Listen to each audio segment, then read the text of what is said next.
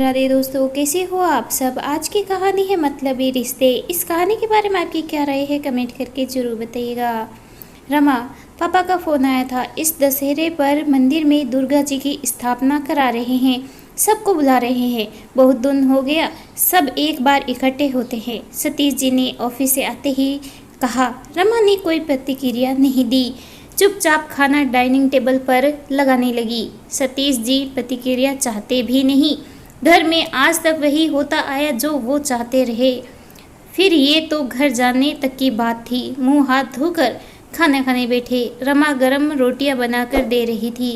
खाना खाने के बाद सतीश जी बोले, कल इतवार है, मेरी छुट्टी है तो बाजार चलकर सबके लिए कपड़े खरीद कर लाते हैं। इतने दिन बाद जा रहे हैं तो उपहार देना तो बनता है। रमा ने तब भी कुछ नहीं कहा। दूसरे दिन रमा आराम से उठी। सतीश जी ने रमा को जल्दी काम निपटा कर तैयार होने को कहा। 2 घंटे हो गए, रमा जी अभी भी मैक्सी में घूम रही थी। सतीश जी चिल्ला पड़े, कब से कह रहा हूँ जल्दी करो, तुम्हें सुनाई नहीं देता क्या। आराम से सतीश जी, इतना गुस्सा ठीक नहीं है। और मैं नहीं जा रही ससुराल, आप चले जाइए। रमा ने शांति से जवाब दिया। तुम्हारा दिमाग खराब हो गया है क्या, क्यों नहीं जाओगी, घर वही है, समझी तुम। सतीश जी गुस्से से बौखला गए। रमा जी ने आज तक उनकी कोई बात नहीं काटी। आज उन्हें बर्दाश्त नहीं हो रहा था कि उनकी बात काटी जाए। पुरुष होने का दबंग उनको कुछ ज़्यादा ही था।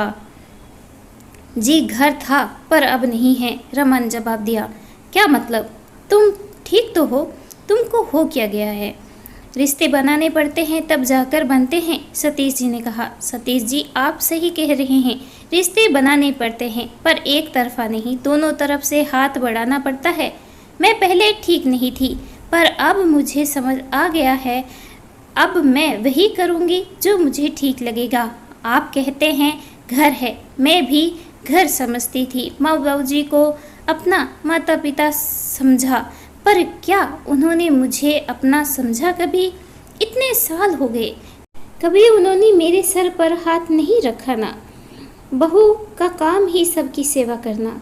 माँ जी अपनी बेटियों की सुविधा देखती तो बाबूजी और बड़े भैया को काम करने के लिए सबको रमा याद आती है।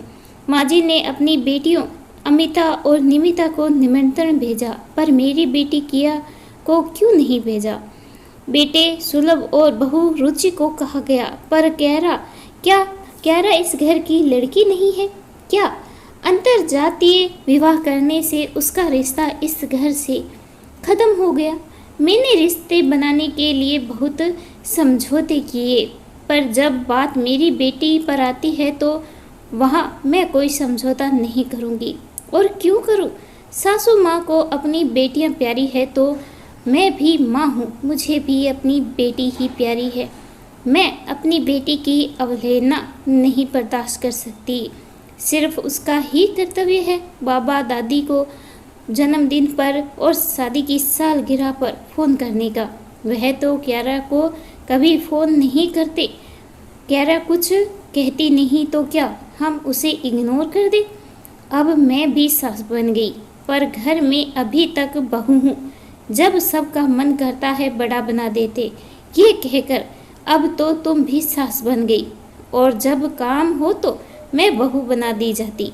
कितना समझौता करूँगी सबकी खुशियों के लिए। क्या मेरा अपना कोई वजूद नहीं है, मेरी अपनी कोई खुशी नहीं है। तुम सास हो, बहू का ख्याल तुम्हें ही रखना है, वो वर्किंग है, तुम तो घर में रहती हो। तुम क्या राय दोगी, बच्चों को संभालो। सास के सामने मैं बहू हूँ, उनकी देखभाल करना मेरा ही कर्तव्य है।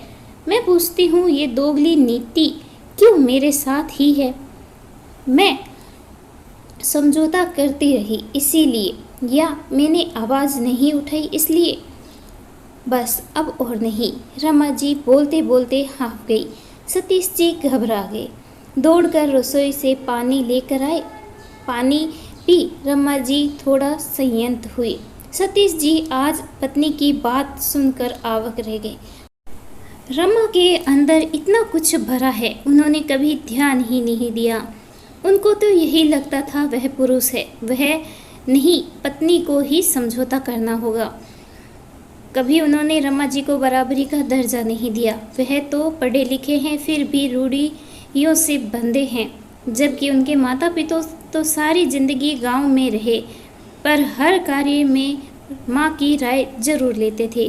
किसी ने सही कहा, सिर्फ पढ़ने लिखने से कोई आधुनिक नहीं होता, आधुनिक तो विचारों से होता है, सोच से होता है। सतीश जी ने पिता को फोन लगाया। पापा, मैं नहीं आ रहा। क्यों बेटा? उस समय घर में बहुत काम है, रमा नहीं आएगी तो काम कौन करेगा? पिता ने चिंतित होते हुए पूछा। पापा, आपने किया को निमंत्रण नहीं भेजा? सतीश जी की बात सुनते ही रघुनाथ जी घबरा गए। वो बेटा दिमाग से उतर गया था, क्यारा को निमंत्रण देना।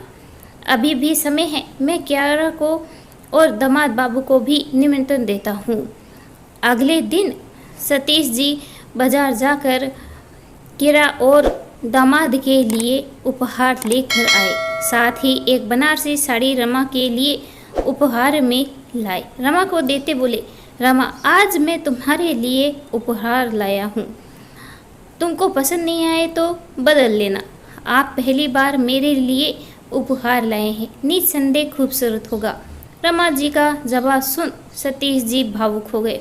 हमेशा रुबाब में रहते थे, प्यार की भाषा ना बोली ना समझी, पर आज समझ गए, आदेश से किसी का दिल नहीं जीता जा सकता। हाँ, प्यार के दो बोल से दिलों पर राज किया जा सकता है। इस कहानी के बारे में आपकी क्या राय है, कमेंट करके ज़रूर बताइएगा। कहानी अच्छी लगे प्लीज़ लाइक शेयर और सब्सक्राइब करना बिल्कुल ना भूलें। कहानी सुनने के लिए आपका बहुत बहुत धन्यवाद।